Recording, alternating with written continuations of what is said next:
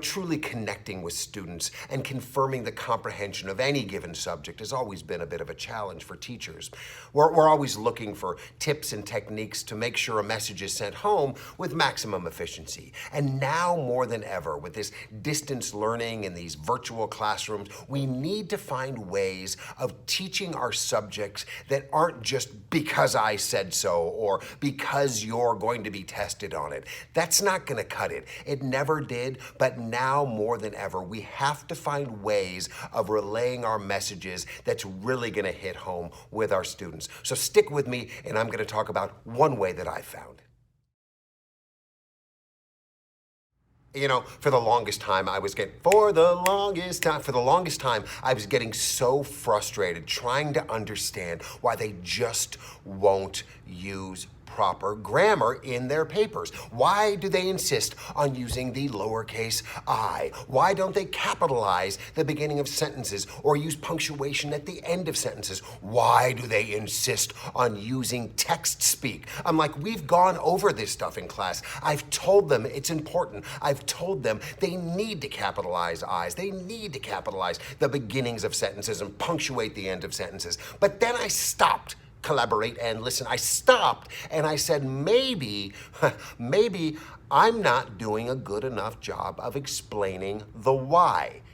Simon Sinek says, start with why, and it absolutely, positively applies in this case. The older kids get, the more they want to understand. By the time they get to middle school, if you know middle schoolers, they are positively all about the why. So just telling them that because is the answer, because it's going to be on a test, because I said so, because I'm the teacher, because you need to do what I tell you to do, it isn't going to cut it. And it's not that they're just being obstinate. It's not that they're just being like rebellious.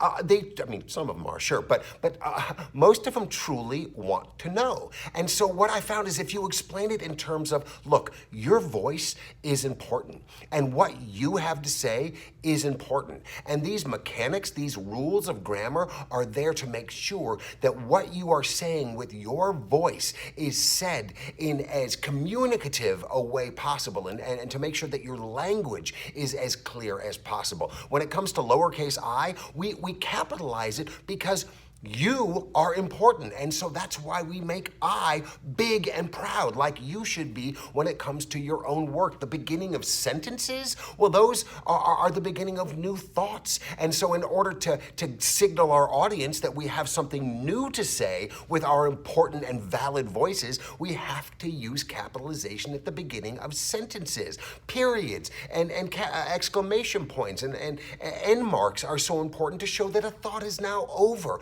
All of this applies to English, I understand, but there are ways to tailor it to whatever subject that you are teaching. And it's so important to do so.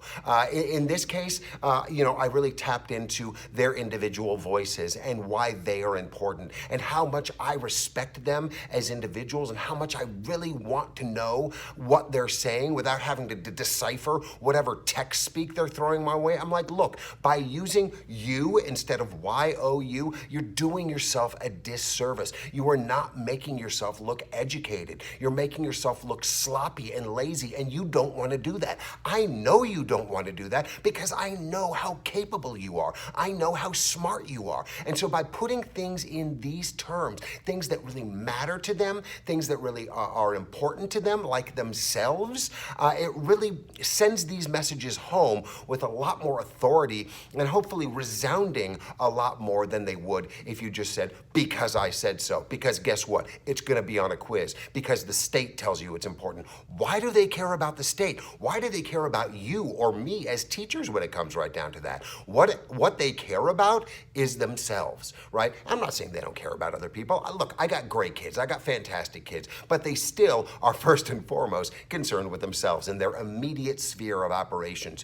Everybody is so distanced today that if you can make them feel important on their end and make them feel heard on their end by helping them understand how to speak and consequently write more clearly, it's really going to go a long way in them correcting the course that they're on and maybe taking a little more pride in their work. The more pride they take in the work, the better their work is going to be as a result, because they don't just want to please you. They don't just want to pass the course, but they want to do well by themselves on their own terms. So give it a try. This definitely has worked for me this year, both in distance learning, and I'm sure it'll work once we get back to the classroom too. Make them feel valid. Make them understand that their voices are important and that they have a right to be heard as clearly as possible. And it's going to go a lot farther than you just telling them because I said so.